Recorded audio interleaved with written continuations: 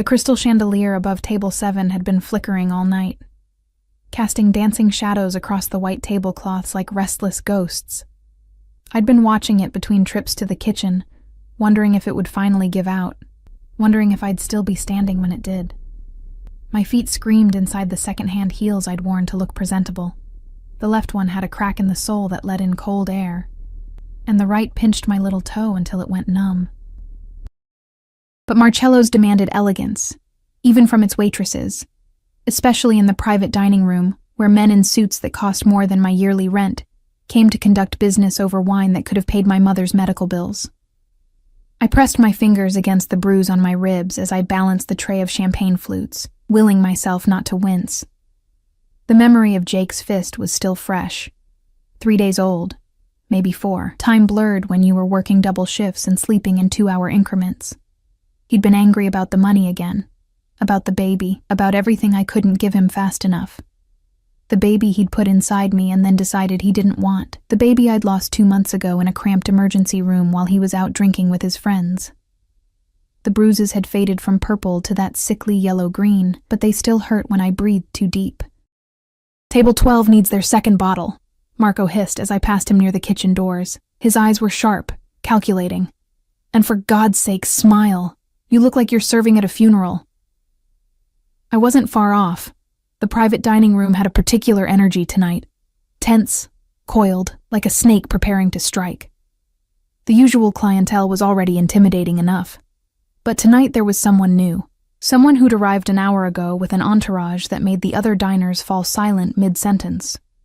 I hadn't seen his face yet, only the broad shoulders in a suit so black it seemed to absorb light, the silver cufflinks that caught the chandelier's glow, and the way every other man in the room suddenly sat up straighter, spoke quieter, moved with deliberate caution. His table? Table 3, the best position in the room with views of both entrances, had been cleared and reset 3 times before his arrival. Marco himself had supervised, hands shaking as he adjusted the silverware. "Who is he?"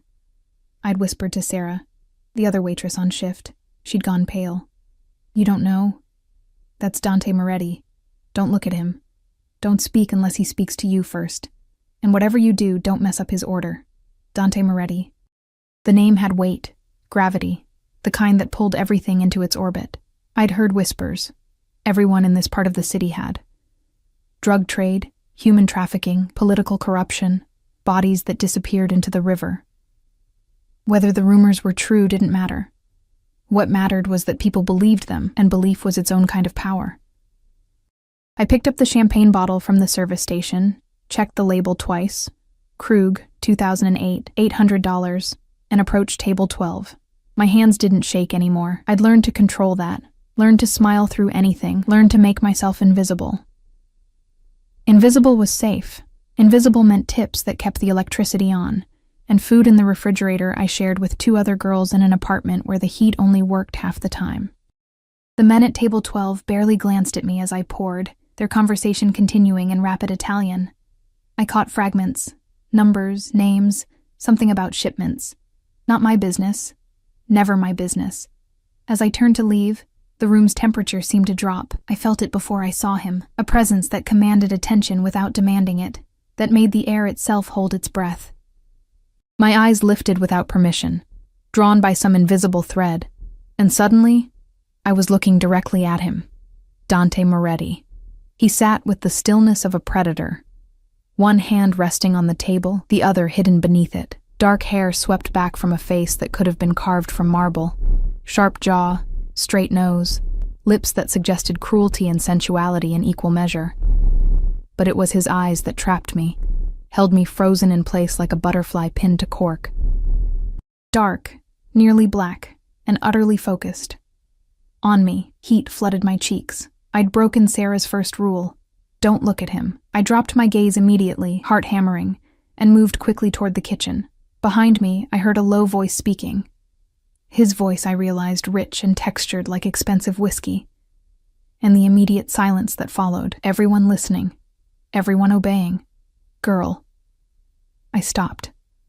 The word wasn't loud, but it carried across the room with absolute authority. My stomach dropped. Come here. My feet moved before my brain could process the command. Years of obeying men who held power over my livelihood, my safety, my survival, had taught me that hesitation only made things worse. I approached his table with my eyes down, the empty champagne bottle still clutched in my hand like a talisman. "Look at me." I raised my eyes slowly, up close. He was even more devastating, and more dangerous. A thin scar cut through his left eyebrow, and his hands, resting on the pristine white tablecloth, bore the faint marks of old violence. Scarred knuckles. A burn mark near his wrist. These weren't the hands of someone who merely ordered violence done. These were the hands of someone who'd done it himself. "What's your name?" His English was perfect, barely touched by an accent, which somehow made him more unsettling. "Emma." My voice came out steadier than I expected. "Emma Foster. Emma." He tasted my name like wine, rolling it on his tongue. "You're new here." It wasn't a question, but I answered anyway. 3 months, sir." "Sir." A slight smile curved his lips, not quite reaching his eyes. "Polite. I like that." The two men flanking him, both built like concrete walls, both watching me with predator's eyes, remained motionless. One had his hand inside his jacket. The other's gaze kept flickering to the room's entrances. Security. Bodyguards. Killers, probably. "You look tired, Emma Foster." Dante leaned back in his chair, studying me with an intensity that made my skin prickle. "When did you last eat? Sleep?"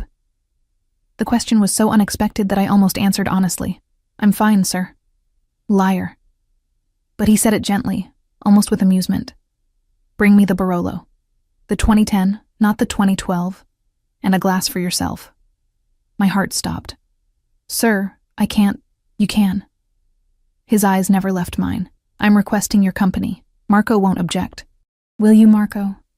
I glanced toward the kitchen doors where Marco stood frozen, face white as the tablecloths. He nodded frantically. "I don't drink on duty," I managed, though my mouth had gone dry. "Then don't consider yourself on duty." Dante gestured to the empty chair across from him. "Consider yourself my guest." This was wrong. Every instinct screamed danger, warned me to run, to make some excuse and flee to the safety of the kitchen, but there was no safety anywhere. Not really. Not for girls like me.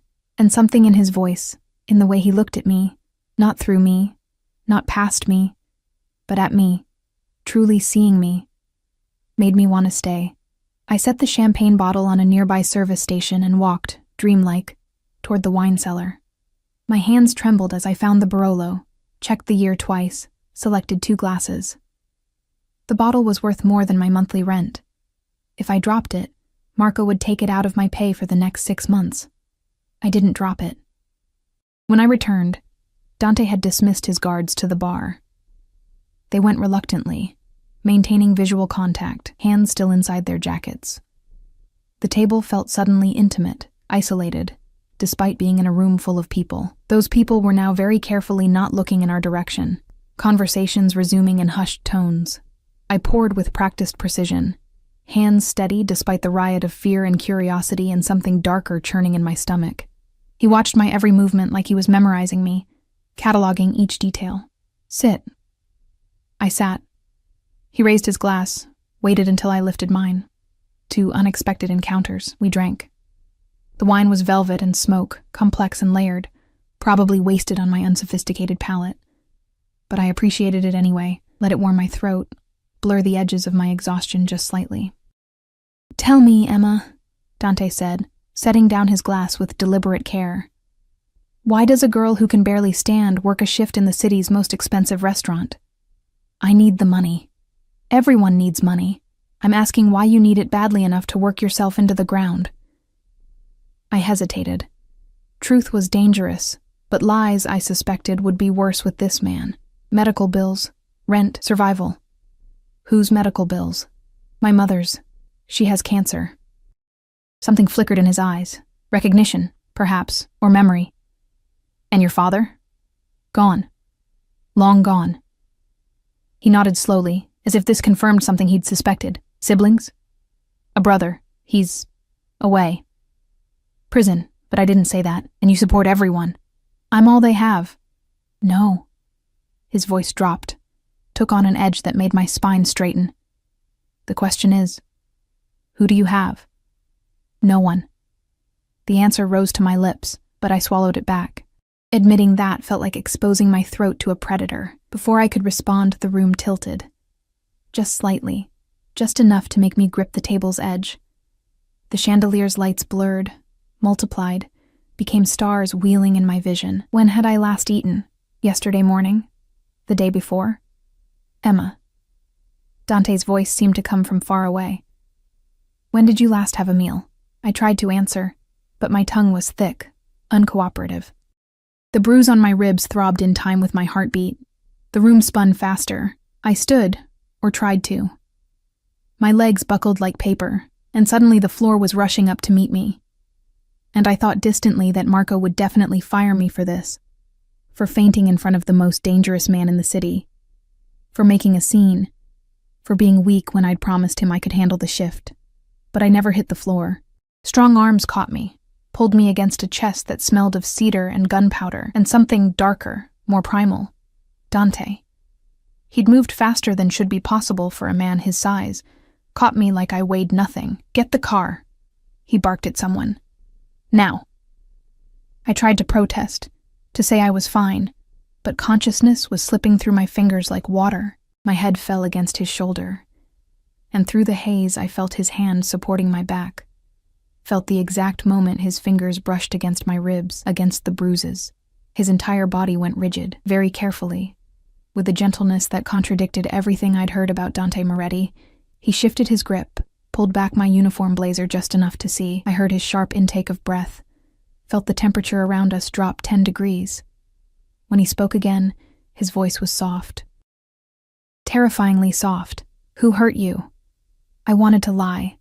Every survival instinct I'd honed over 23 years of disappointing men screamed at me to say it was nothing, an accident, that I'd fallen downstairs or walked into a door. The kinds of lies women like me told to keep the peace, to avoid making waves, to survive another day in a world that punished us for being breakable. But consciousness was a luxury I couldn't afford right now, and my body had already betrayed me. Through the fog threatening to pull me under, I heard voices. Sharp commands in Italian, the sound of chairs scraping, footsteps approaching rapidly. Dante's arms tightened around me, not painfully, but possessively, like he was claiming territory. Everyone out. His voice cut through the noise like a blade. Now. I fought against the darkness, managed to open my eyes to slits. The private dining room was emptying with remarkable speed, men in expensive suits abandoning half-eaten meals, Marco practically running toward the kitchen, Sarah's wide eyes finding mine before she disappeared through the service entrance. Only Dante's guards remained, flanking us at a respectful distance, hands visible now, but ready to move. The car's out front, boss, one of them said, the one with the burn scar across his jaw. Should I call Doc Castellano? Already did. Tell him we're coming to the house, not the clinic. And Marcus? Dante's voice dropped lower, took on an edge that made even the scarred guard straighten. Find out everything about her. Employment records, address, family, friends, enemies, everything. I want names by the time we arrive. Boss, maybe we should... Are you questioning me? No, sir. Then move. The guard vanished like smoke. The other one, younger, with careful eyes, stepped closer. What about the girl's things? Her purse, phone, bring everything. Dante adjusted his grip on me, one arm beneath my knees, the other supporting my back. I should have protested, should have insisted I could walk, but my body had decided to mutiny. The edges of my vision kept going dark, and the floor seemed very far away. And tell Marco he's permanently removed from my preferred establishments list. That girl was dying on her feet, and he had her serving wine. He didn't know. He didn't care. There's a difference. The younger guard nodded and moved away. I was vaguely aware of being carried through the restaurant's main dining room, faces turning, whispers spreading like wildfire. And then the cool night air hit my face like a slap. The parking lot. No, not parking lot. The street outside, where a black SUV with windows so dark they looked like holes in reality waited at the curb. The vehicle was enormous, clearly armored, with a driver already behind the wheel and another man opening the back door. Dante slid into the back seat with me still in his arms, arranging me across his lap like I was something precious, something that might shatter. The door closed with a heavy thunk that spoke of reinforced steel. The interior smelled of leather and gun oil, and that same cedar scent that clung to his clothes. Drive, not the highway. Take Riverside and watch for tails. Yes, sir. The vehicle moved smoothly into traffic. Through my half-closed eyes, I watched streetlights streak past, painting golden trails across the window. Dante's hand rested on my hip, carefully avoiding the worst of the bruises, but I could feel the tension in his fingers, the barely restrained violence humming beneath his skin. Emma. His voice was closer now, quiet enough that only I could hear. Stay with me. Don't you dare disappear. I tried to focus on his face. It was easier now, in the dim light, to see him as human rather than monster. The sharp angles softened slightly. His eyes, which had seemed so cold in the restaurant, now held something that might have been concern, might have been anger, might have been both. I'm fine, I whispered, though we both knew it was a lie. You fainted. You're covered in bruises. You're clearly malnourished and exhausted. His jaw tightened. That's not fine, Emma. That's not even close to fine. Just needed to eat. I'll be okay. When? The word came out sharp. When did you last eat a real meal? I tried to remember. Time had become elastic, stretching and contracting unpredictably. Wednesday, maybe? There was pasta at the staff meal. What day is it now? Friday? It's Sunday. Something dangerous flickered in his eyes. You haven't eaten in 4 days? Had it been that long? The days bled together when you worked 18-hour shifts, when sleep came in stolen moments between jobs, when the bills piled up faster than the money came in. I had coffee and crackers from the break room. Madonna. He said it quietly, like a prayer or a curse. His hand moved to my face, fingers tracing my cheekbone with unexpected gentleness. What kind of man lets a woman starve herself like this? I'm not. There's no man. Not anymore. The bruises say otherwise. My ribs throbbed as if in response to his words. I wanted to close my eyes, to slip back into that peaceful darkness where nothing hurt, and no one asked questions I didn't want to answer. But Dante's gaze held me pinned, demanded truth even when lies would be easier. Ex-boyfriend, I finally admitted. Jake. He's gone now. Gone where? I don't know. He left after I stopped. I wasn't ready to talk about the baby, about the loss that still felt like a wound too fresh to touch. He left. That's all that matters. Dante studied me for a long moment, and I had the unsettling sensation that he could see straight through me, past all my carefully constructed walls, down to the raw truth I kept hidden. When did he hit you? It doesn't matter. It matters to me. Why? The question came out sharper than intended. You don't know me. I'm nobody. Just a waitress who fainted and embarrassed you in front of... You didn't embarrass me. His voice was absolutely certain. And you're not nobody. Not anymore. The word sent a chill down my spine that had nothing to do with the temperature. There was a finality in his tone, a declaration that felt like a door closing, or opening. I wasn't sure which was more terrifying. The SUV turned onto a quieter street, trees forming a canopy overhead, houses becoming larger and more spaced out. Old money territory, the kind of neighborhood where security cameras hid behind decorative landscaping and property lines were measured in acres rather than feet. Where are we going? I tried to sit up, but Dante's arm tightened, keeping me in place. My house. I have a doctor on call, a real one, not some emergency room resident who'll ask questions and file reports. He'll check you over, make sure you're not seriously injured. I can't. I have to work tomorrow. I have a shift at the diner at 6, and then I'm supposed to cover for Sarah on Tuesday, and you're not working tomorrow. I have to. I need the money. Emma. He waited until I looked at him. I'll take care of it. You don't understand. My mother's treatments, the rent, I understand perfectly, and I'm telling you that I'll handle it, all of it. His thumb brushed across my cheekbone again, a gesture so tender it made my chest ache. You're not going back to that restaurant. You're not going back to whatever rat trap apartment you're living in, and you're sure as hell not going anywhere near this Jake again. Fear and something else, something warm and dangerous, coiled in my stomach. You can't just decide that. I can. I am. I don't even know you. You will. A promise and a threat, wrapped together so tightly I couldn't tell where one ended and the other began. The SUV pulled through a gate that opened silently, revealing a driveway lined with manicured hedges. The house beyond was enormous. 3 stories of stone and glass, lit from within like a jewel box.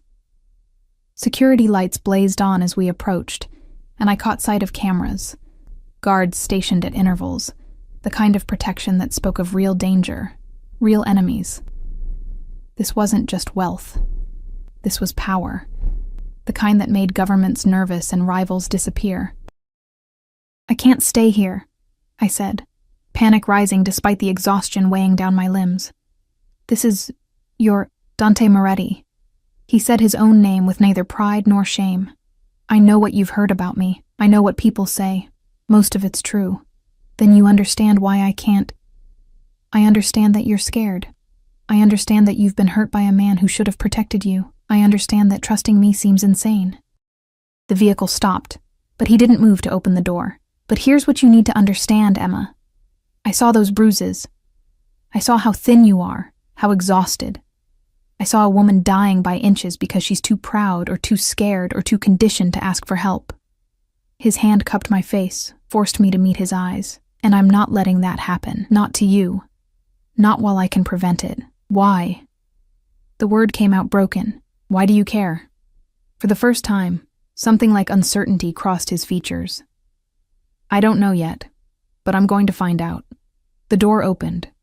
The younger guard appeared, my purse in his hand along with my coat. The threadbare one with the broken zipper that I'd hidden in my locker because it wasn't nice enough for Marcello's standards. Dante carried me out of the vehicle and up the front steps, as if I weighed nothing. The door opened before we reached it, revealing an older woman in a cardigan, her gray hair pulled back in a neat bun, concern etched across her weathered face. Madonna mia, she breathed. Dante, what happened? Not now, Rosa. Is Doc Castellano here? In the study, waiting. I prepared the blue guest room like you asked. Her eyes found mine, and something in them softened. Poor child. Come. Let's get you comfortable.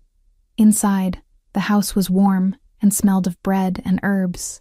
The entryway alone was larger than my entire apartment, with marble floors and artwork that probably cost more than I'd earn in a lifetime. Dante carried me up a curved staircase, down a hallway lined with closed doors, and into a bedroom that looked like something from a magazine. The bed was enormous, covered in what looked like real silk sheets.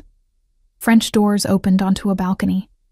A fireplace took up most of one wall, already lit, casting dancing shadows across thick carpets. He set me down on the bed carefully, like I was made of glass. The doctor will be up in a minute. Rosa will stay with you. If you need anything at all, just ask. I grabbed his wrist before he could pull away. His skin was warm, the pulse steady beneath my fingers. I still don't understand why. Dante looked down at our joined hands, then back at my face. When he spoke, his voice was rough. 3 years ago, my sister fainted in a restaurant. She was covered in bruises, too. Her husband had been beating her for months, but she never told anyone because she was afraid. Afraid of him. Afraid of bringing shame to the family. Afraid of being weak. He pulled his hand free, but gently. By the time we found out, it was too late. She died in the hospital 2 days later. Internal bleeding that we could have stopped if anyone, had asked the right questions sooner. The confession hung between us like smoke. I saw the grief in his eyes, old and deep, and understood suddenly that this wasn't really about me. It was about the sister he couldn't save, the guilt he carried like a stone around his neck. I'm sorry, I whispered. Don't be sorry. Be alive. He moved toward the door, paused with his hand on the frame. And Emma? Tell the doctor everything, every bruise, every injury, every moment that bastard touched you, because I'm going to find him. And when I do, he's going to wish you'd never walked into my restaurant. Then he was gone. and I was alone with the terrifying realization that I'd somehow traded one dangerous man for another. Except this one had resources, power, and a very specific kind of justice in mind. The door opened again almost immediately.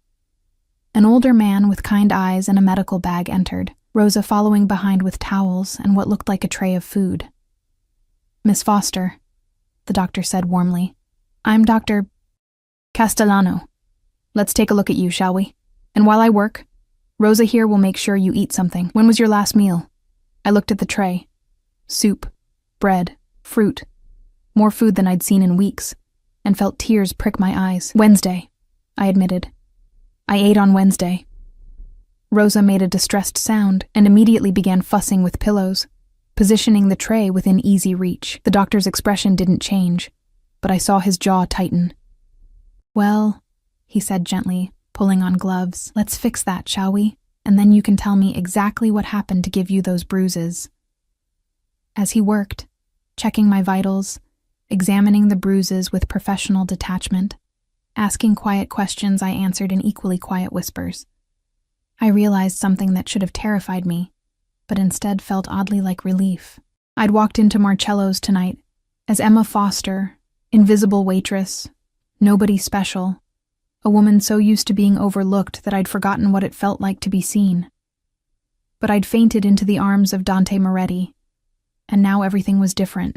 Now, I was somebody's problem, somebody's responsibility, somebody's obsession, and God help me, I wasn't sure I wanted to go back. I woke to sunlight streaming through unfamiliar windows and the disorienting sensation of sheets that didn't scratch against my skin.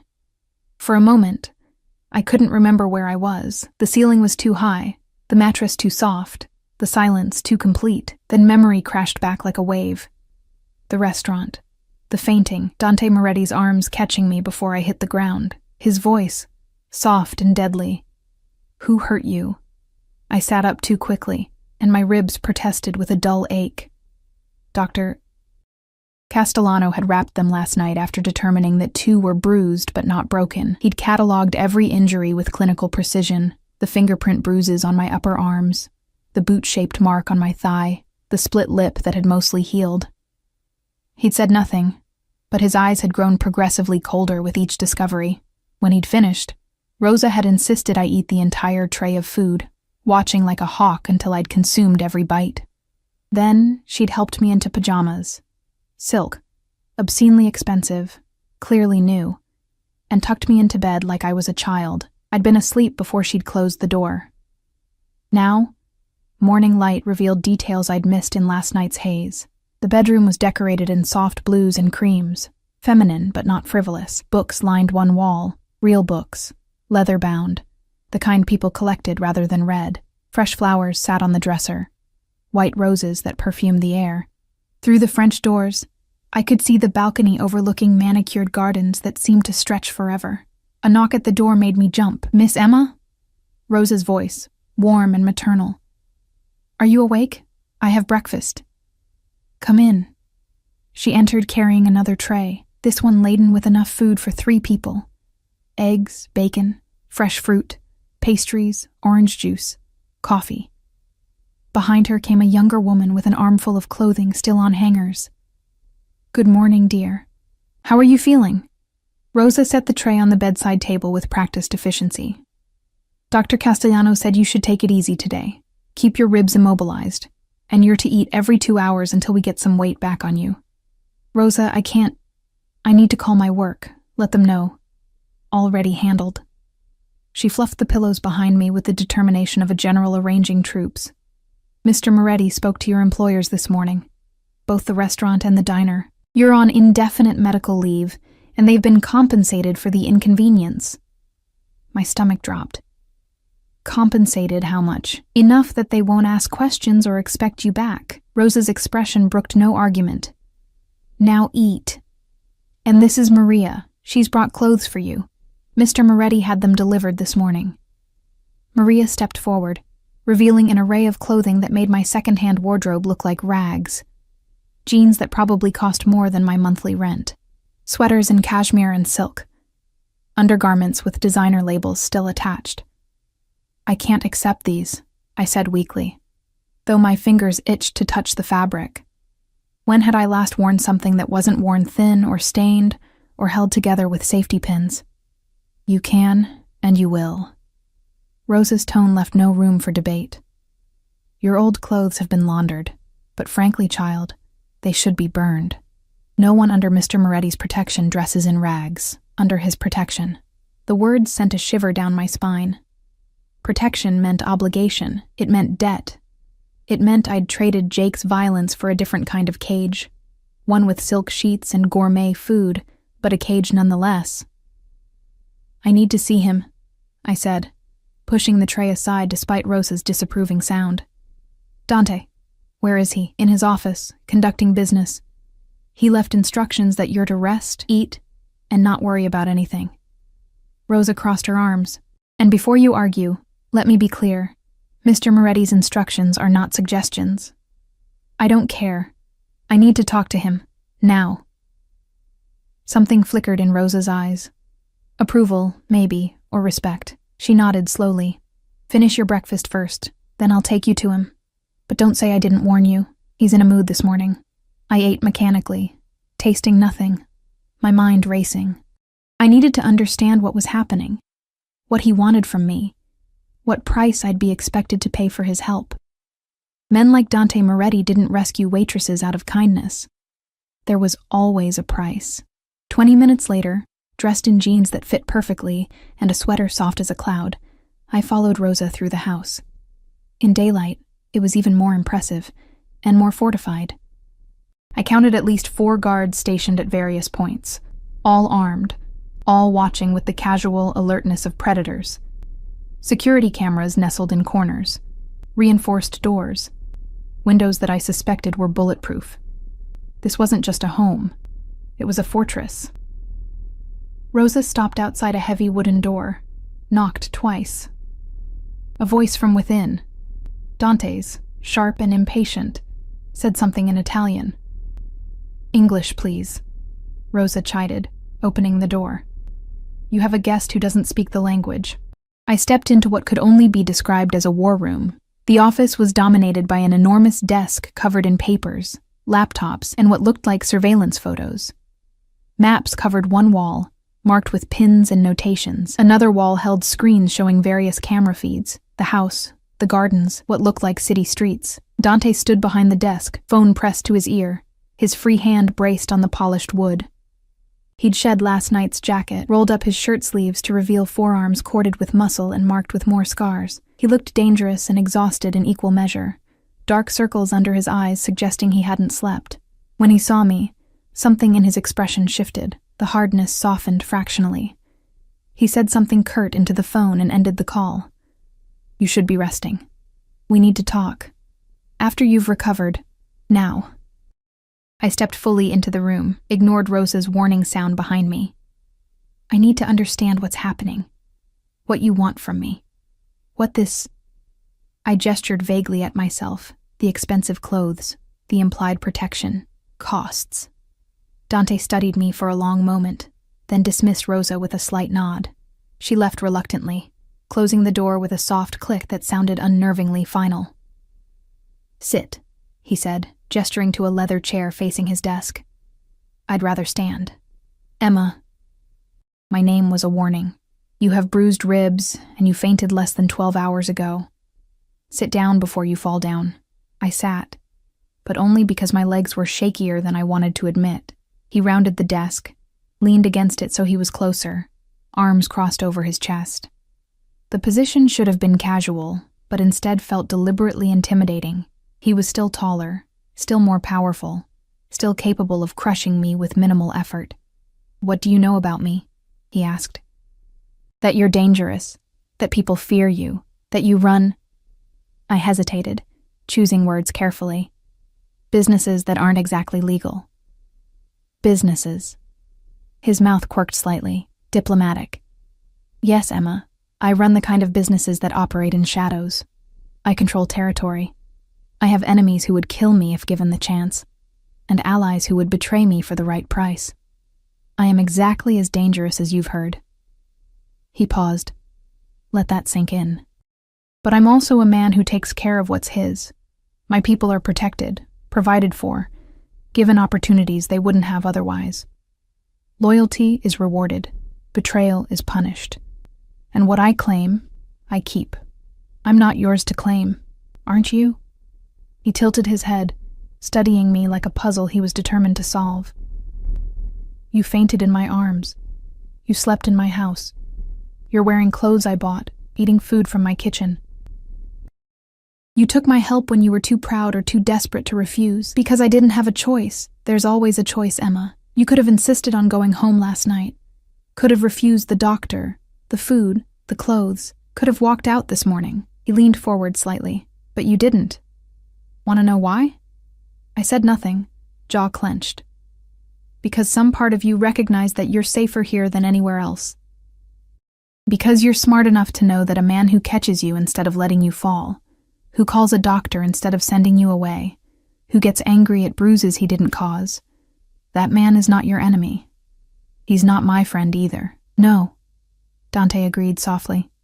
I'm not your friend. Friends don't have the thoughts I'm having about you. Friends don't want to hunt down everyone who ever hurt you and make them bleed. Friends don't look at you and see something they need to possess. The words should have terrified me. Instead, they sent heat pooling low in my stomach, a response as unwelcome as it was undeniable. What do you want from me? I asked again, quieter this time. Right now, I want you to heal. I want you to eat, sleep, and stop looking like you're expecting the world to crush you. He moved closer, crouched down so we were eye level. Long term, I haven't decided yet. But here's what I know. You need protection, resources, a place where you're not constantly fighting to survive. And I need...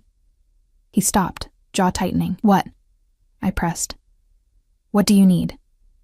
Something real. The admission seemed to cost him. Everyone in my world wants something from me. Power, money, protection, favors. They lie, manipulate, pretend to be what I need them to be. But you don't know how to play those games. You don't know enough to lie convincingly. When you look at me, you see exactly what I am, and you're honest about your fear. His hand came up, fingers brushing my cheek with that same unexpected gentleness. That's rare, valuable, and I'm selfish enough to want to keep it. So I'm what? A pet? A possession? You're a woman under my protection. His thumb traced my bottom lip, and I hated how my breath caught. What that means exactly, we'll figure out together, but understand this. While you're here, no one touches you. No one hurts you. No one takes from you without giving back. That includes me. And when I want to leave, something dark flickered in his eyes. We'll discuss that if and when it happens. If, not when. The distinction wasn't lost on me. Before I could respond, his phone buzzed. He glanced at it, and his expression went cold. Marcus found your ex-boyfriend. My heart stopped. Jake? Jake Sullivan. Currently residing at 247 Morrison Street, apartment 3B. Unemployed. Has outstanding warrants for drug possession and assault. Dante's voice was clinical, detached, but his eyes burned. He's been looking for you.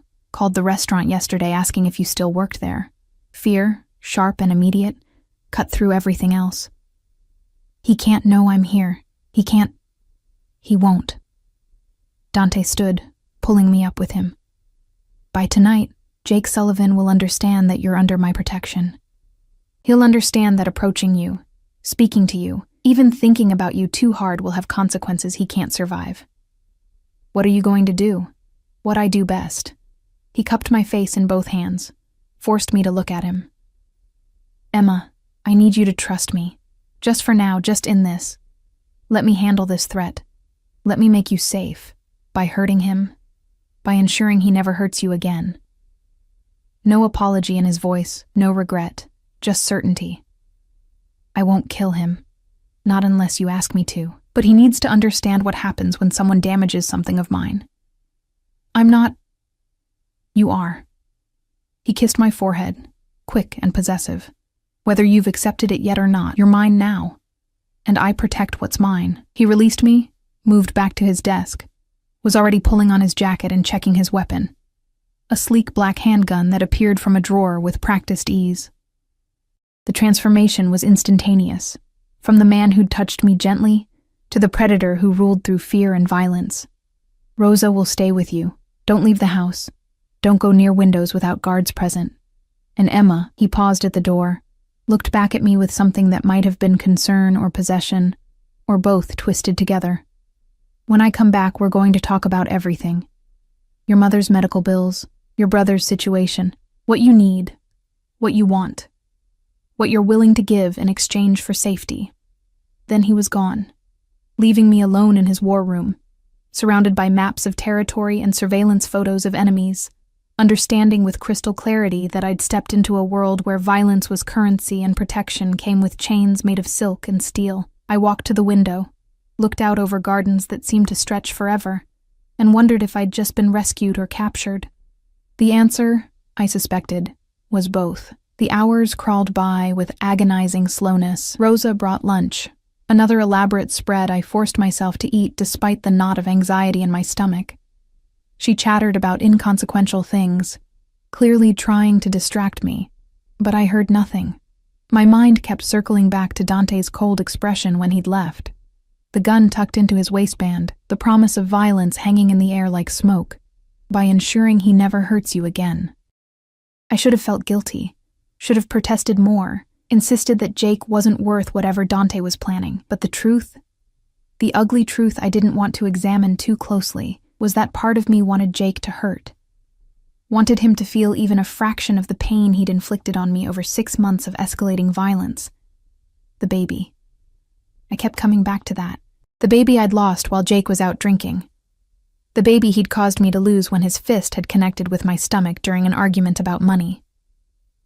The emergency room doctor had been kind but clinical. Sometimes these things just happen. But I knew. I knew it was Jake's violence that had stolen that small flutter of life before it ever had a chance. "Miss Emma?" Maria appeared in the doorway of the sitting room where I'd been staring at a book without reading it. "There's someone here to see you. A woman. She says her name is Caroline Foster, my mother." Ice flooded my veins. How did she know I was here? "Mr. Moretti sent a car for her this morning. He thought you'd want to see her. Make sure she's all right."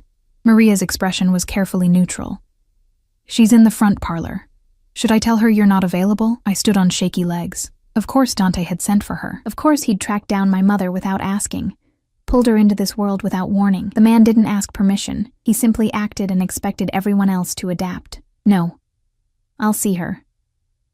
My mother sat perched on the edge of an antique sofa, looking painfully out of place among the expensive furniture and artwork.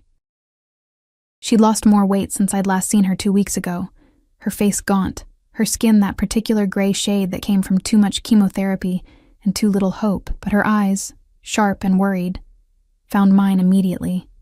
"Emma." She stood, swayed slightly, and I rushed forward to steady her.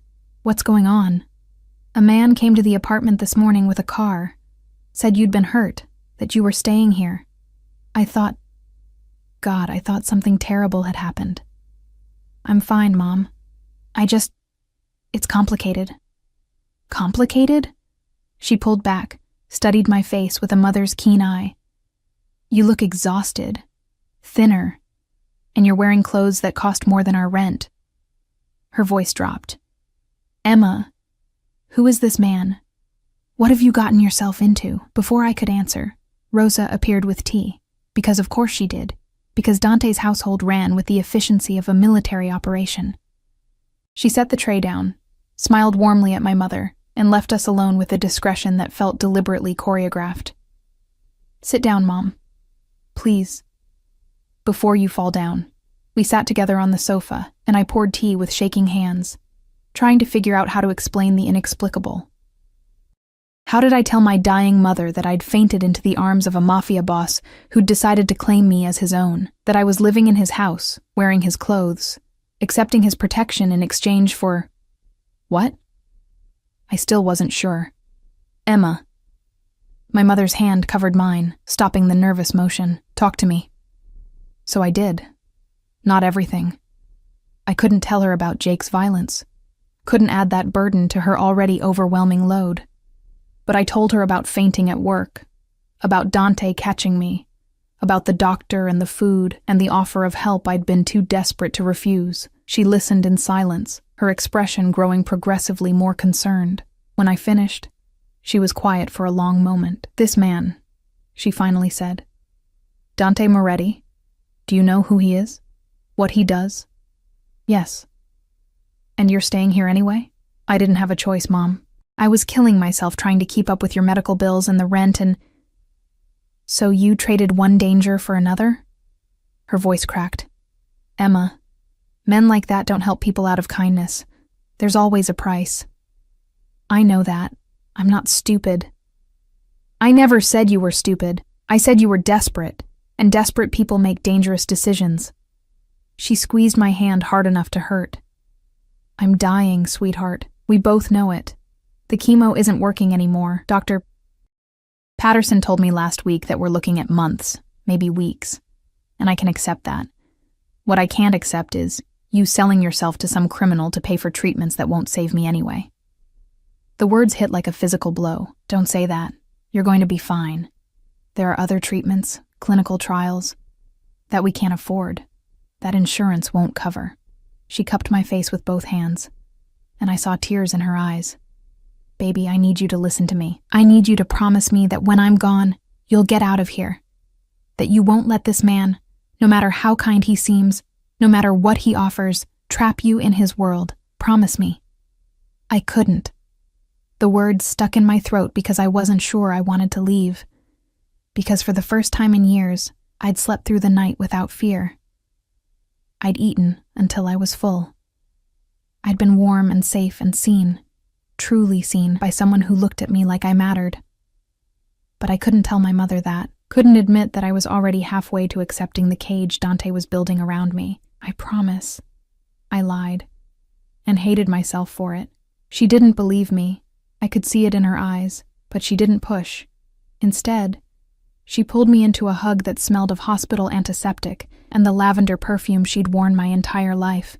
I held her fragile body and felt the bird-like delicacy of her bones, and knew she was right.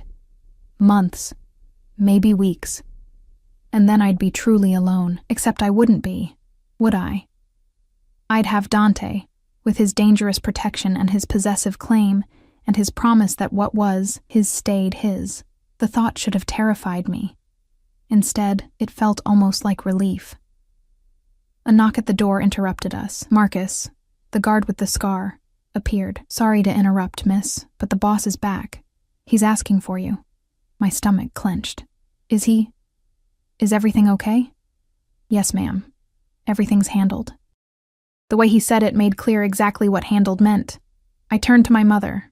"I need to go." She managed a weak smile. "But Emma, be careful. Men who claim to protect you often end up being the thing you need protection from." Marcus escorted my mother to the car, a different one, I noticed, driven by a different guard, and then led me through the house to a part I hadn't seen before. Down a hallway lined with closed doors, down a flight of stairs, into what could only be described as a basement level that felt more like a bunker. The door at the end opened into a room that made my blood run cold. Concrete floors with a drain in the center.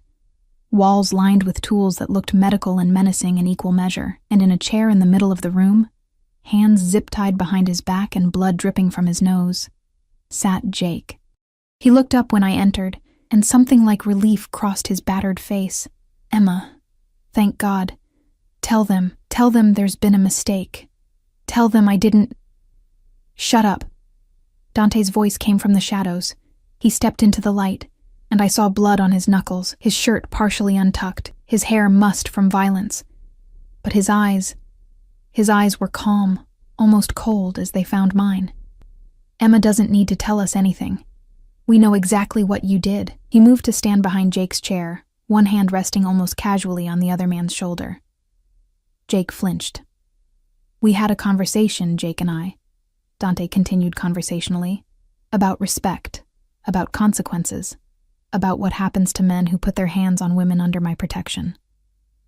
His fingers tightened on Jake's shoulder, and I heard bone creak. "He's been very apologetic, haven't you, Jake?" "I'm sorry." Jake's voice broke. Emma, I'm so sorry. I was drunk. I was angry about the money. I didn't mean the baby. Dante's voice went deadly quiet. Tell her about the baby. Jake went white. I didn't. It was an accident. I didn't know she was pregnant when you what? Dante leaned down, spoke directly into Jake's ear but loud enough for me to hear. When you punched her in the stomach hard enough to cause internal bleeding? When you left her alone to deal with the miscarriage while you were out drinking? When you came back 3 days later and hit her again because she was crying? Every word was a knife, cutting open wounds I'd tried to close. I wrapped my arms around myself, felt my ribs protest, and couldn't find my voice. Look at her, Dante commanded, forcing Jake's head up. Look at what you did. The bruises. The fear. The woman who worked herself into collapse because she'd rather starve than risk you finding her and demanding money she didn't have. Jake was crying now, pathetic and broken. I'm sorry. I'm so sorry. Please, Emma, tell him. Tell him to let me go. I'll leave. I'll never bother you again. I swear. Dante looked at me over Jake's head, his expression unreadable. It's your choice, Emma. I can make him disappear. One word from you, and he'll never hurt anyone again. Or I can make sure he understands the consequences of coming near you and send him away with a warning that will keep him awake at night for the rest of his miserable life. The choice should have been easy. I wasn't a killer. I didn't believe in that kind of justice. But looking at Jake, at the man who'd stolen my baby, my safety, my sense of self, I felt a rage so pure it was almost cleansing. I want him gone, I heard myself say. Not dead. Just gone. Far away where he can never find me again. Dante nodded slowly. Marcus. Take him to the clinic. Get him patched up. Then put him on a bus to California with enough money for a fresh start and a very clear understanding of what happens if he ever comes back east. Yes, sir. As Marcus hauled Jake from the chair, Jake looked back at me one last time. Emma, I really am. Don't. My voice was steadier than I expected. Don't apologize. Don't explain. Just go. And if I ever see you again, I won't stop him next time. Jake's face crumbled, but Marcus was already dragging him toward the door. It closed behind them with a heavy thud, leaving me alone with Dante in that terrible room that smelled of blood and fear and violence. You okay? Dante asked quietly. I laughed. A broken, slightly hysterical sound. I just condemned a man to exile. I watched you beat him bloody, and somehow I feel better than I have in months. Does that make me a terrible person? It makes you human. He crossed to me, hands coming up to frame my face with surprising gentleness given the blood still on his knuckles. He hurt you. He killed your baby. You're entitled to your rage, Emma. You're entitled to want him punished. My mother thinks you're dangerous. I am dangerous. She thinks you'll trap me here, that I'm trading one cage for another. Maybe you are. His thumbs stroked my cheekbones. But at least in my cage, you're fed and safe, and no one's allowed to hurt you but me. And I have no intention of hurting you, Bella. None at all. The endearment sent warmth spiraling through me despite everything. What do you want from me, Dante? Really? Right now? He leaned his forehead against mine, close enough that I could feel his breath against my lips. I want you to stay. I want you to let me take care of your mother's medical bills, your brother's legal fees, all the debts crushing you. I want you to sleep in my house and eat my food and wear the clothes I buy you. I want you to stop running, stop fighting, stop trying to survive alone. And in return,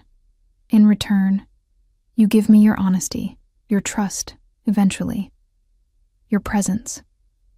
His hand slid down to my waist, pulled me closer. And maybe, if you decide you want it, something more. But that choice is yours, Emma.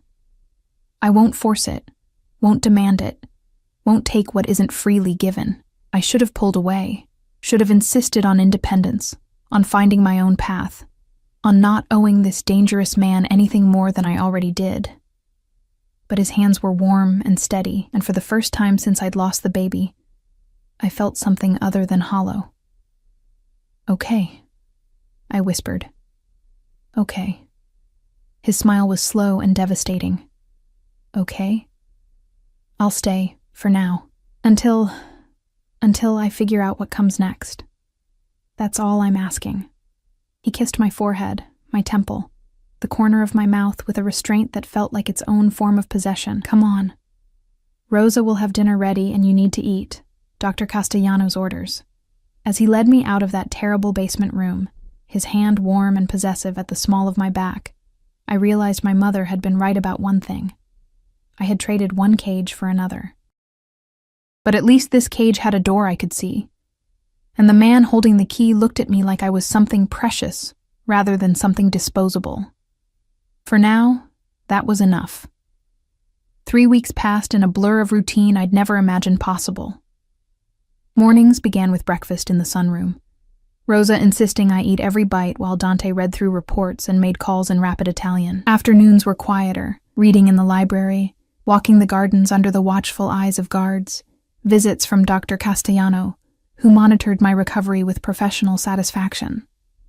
Evenings meant dinner with Dante when he was home, conversations that ranged from careful small talk to surprisingly deep discussions about books, music, the parts of ourselves we'd learned to hide from the world. My mother's treatments had been transferred to a private facility, the best in the state, Dante informed me matter-of-factly, as if spending hundreds of thousands of dollars was no more significant than buying groceries. My brother's legal fees were handled by lawyers who made his charges disappear like smoke. The debts that had crushed me for years vanished overnight, paid in full by a man who barely blinked at the amounts. I should have felt grateful. I did feel grateful. But gratitude came tangled with something darker, more complicated, a growing awareness that every dollar spent was another link in the chain binding me to Dante Moretti. And the most unsettling part? I was starting to not mind. He'd been true to his word about not forcing anything. He touched me carefully, a hand at my back, fingers brushing mine across the dinner table. His jacket draped over my shoulders when the evening turned cold, but he never pushed, never demanded more than I was willing to give. The restraint was its own form of seduction, making me hyper-aware of every casual touch, every heated look, every moment when his control slipped just slightly, and I caught glimpses of the hunger beneath. I was in the library on a Thursday afternoon, curled in the window seat with a novel I wasn't really reading, when Marcus appeared in the doorway. "Miss Emma? The boss wants to see you in his office." Something in his tone made my stomach clench. Is something wrong? He'll explain. But Marcus hesitated, which was unusual for him. Maybe brace yourself. He's got that look. I found Dante standing at his desk, staring down at a folder with an expression I'd learned to recognize over the past weeks, cold fury barely held in check. When he looked up and saw me, some of the ice in his eyes thawed, but not all of it. "Close the door." I did, heart pounding. "What's wrong?" "Nothing's wrong. Everything's handled." He gestured to the folder. "But we need to talk about your ex-boyfriend." "Jake? I thought you said he was gone. California." "He was. He is." Dante's jaw tightened. But before he left, he was busy. Calling people, asking questions, trying to find out who took you, who I am, what my weaknesses might be. Ice flooded my veins. Did he? He didn't find anything useful. My people intercepted him before he could cause real damage. "But Emma..." He moved around the desk, took my hands in his. "He was planning to come back, to find you, to..." His voice dropped, went deadly quiet. "To finish what he started." The room tilted. "What does that mean?" "It means Jake Sullivan never intended to leave you alone. It means the apologies were lies, the promises empty. It means..." He pulled me closer, hands framing my face with desperate gentleness.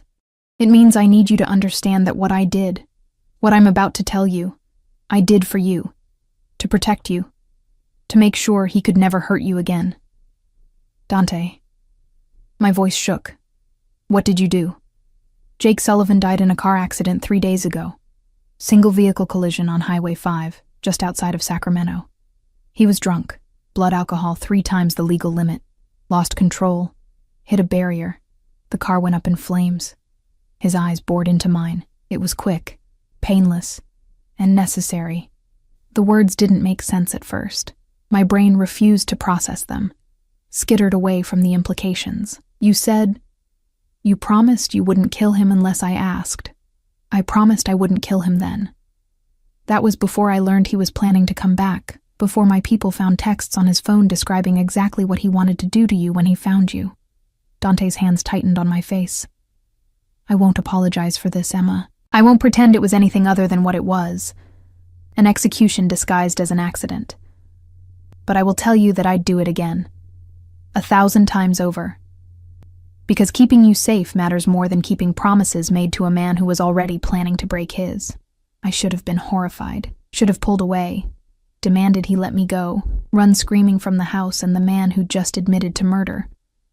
But all I felt was a strange, detached relief. Jake was gone. Really gone.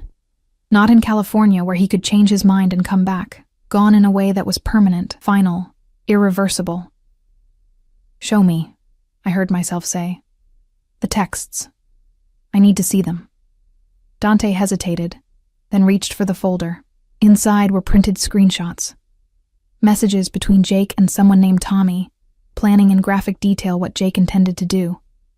Find me, hurt me, make me pay for embarrassing him, for choosing another man, for thinking I could escape. The last message, sent the day before he died. I'm coming back next week. She thinks she's safe, but she's mine. Always has been. Always will be.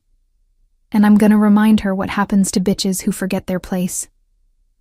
The words blurred as tears filled my eyes.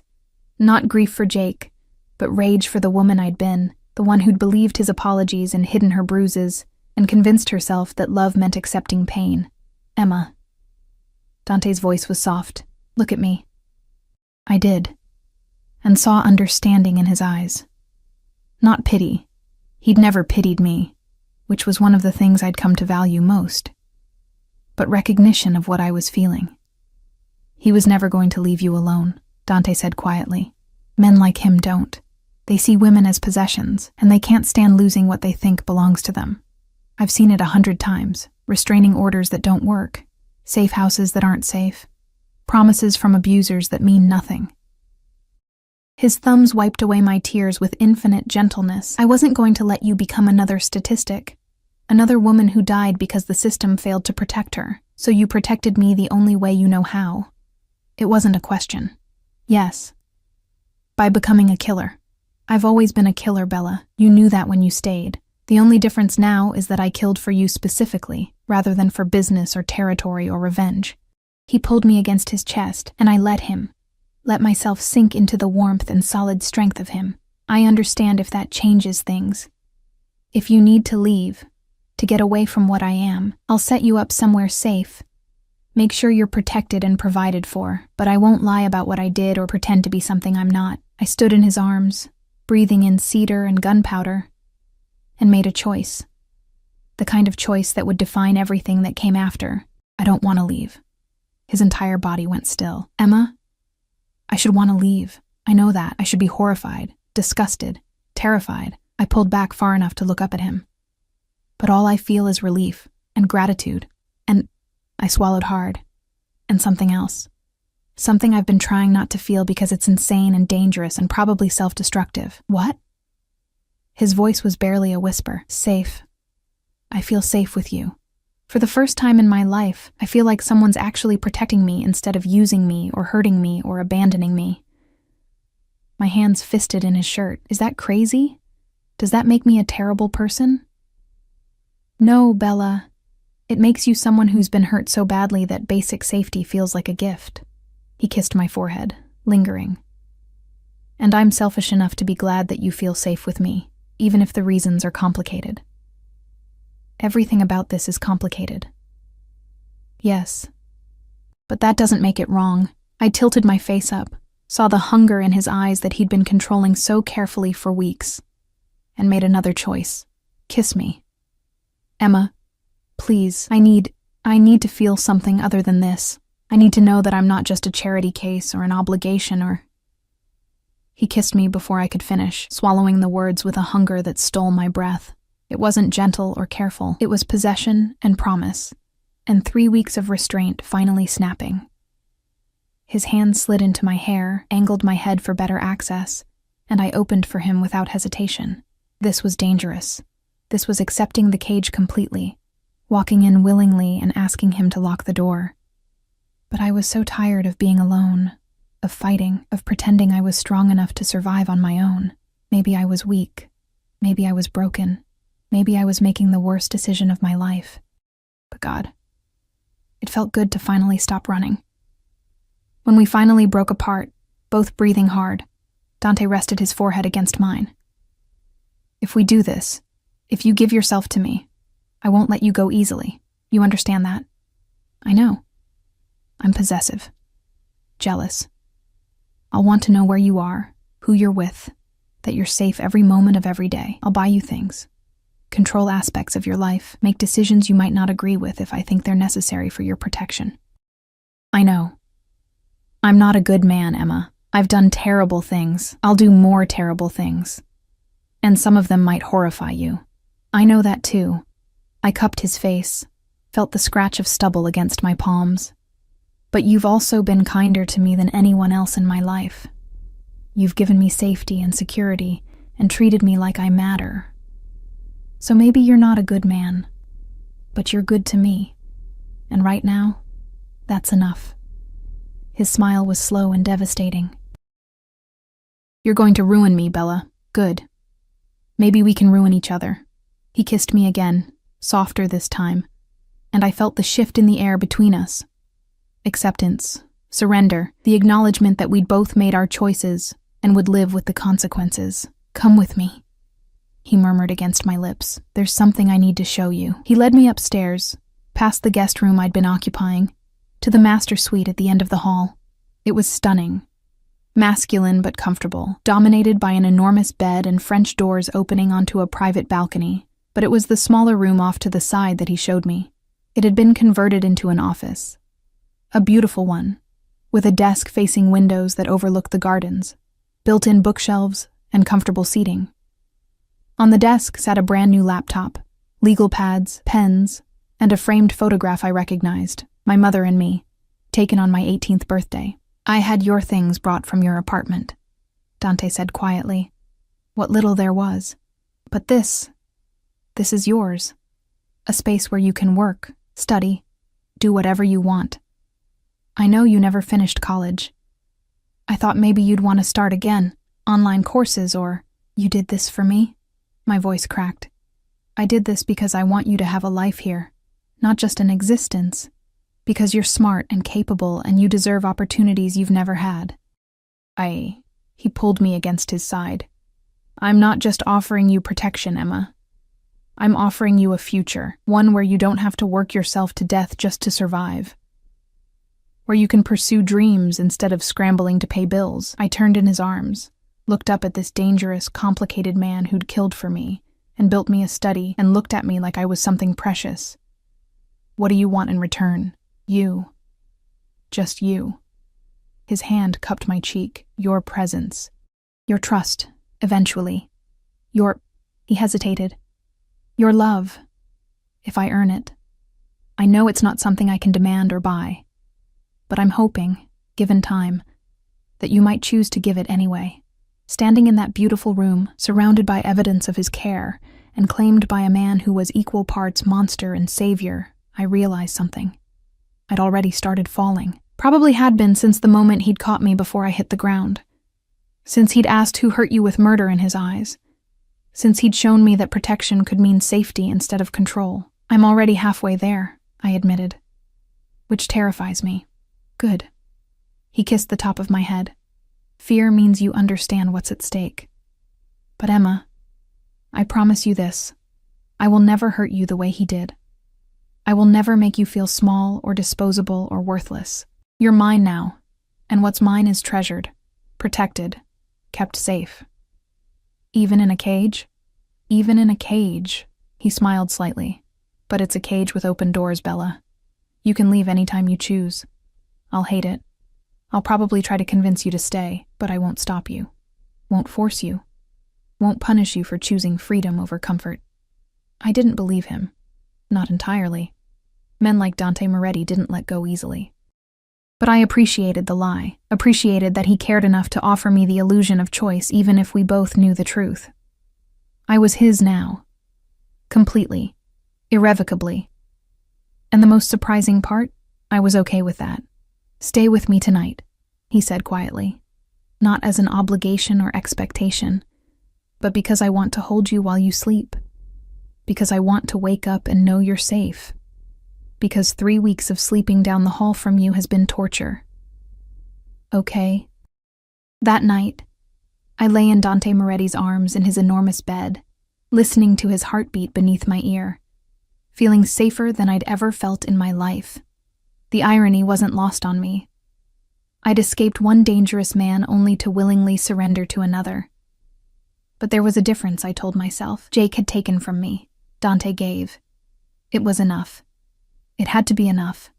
3 months later, my mother passed away peacefully in the private facility, surrounded by comfort and dignity that my father's insurance and my waitressing tips never could have provided. Dante held me through the grief, organized the funeral, stood beside me at the graveside with his hand steady at my back. My brother was released early on good behavior. Dante's lawyers had worked miracles. He had a job waiting, an apartment paid for 6 months in advance, and a very clear understanding of who to thank for his second chance. 6 months after that, Dante slipped a ring onto my finger, a diamond that caught light like captured fire. "Marry me," he said. Not a question, but not quite a command either. A request from a man who'd learned that I needed to feel like I had choices, even when we both knew I'd already chosen. "Yes," I said, because it was the only answer that made sense. The only answer I wanted to give. I became Emma Moretti on a spring afternoon, surrounded by people who called my husband boss, and looked at me with a respect I'd never earned but wore anyway. I wore white, virginal and absurd considering everything, and promised to love and honor a man who'd killed for me, stolen for me, built an empire partially on blood and bullets. And I meant every word, because somewhere between fainting into his arms and waking up in his bed, between accepting his protection and surrendering to his possession, I'd fallen completely, irrevocably in love with Dante Moretti. He was dangerous. He was possessive. He was exactly the kind of man my mother had warned me about, but he was also mine, and I was his. In the end, that was all that mattered. Years later, I would sometimes think about the girl I'd been. Invisible waitress, buried under debt, bruised and broken and barely surviving. I would think about the moment everything changed. The crystal chandelier flickering overhead. The way the floor had rushed up to meet me. The strong arms that caught me before I fell.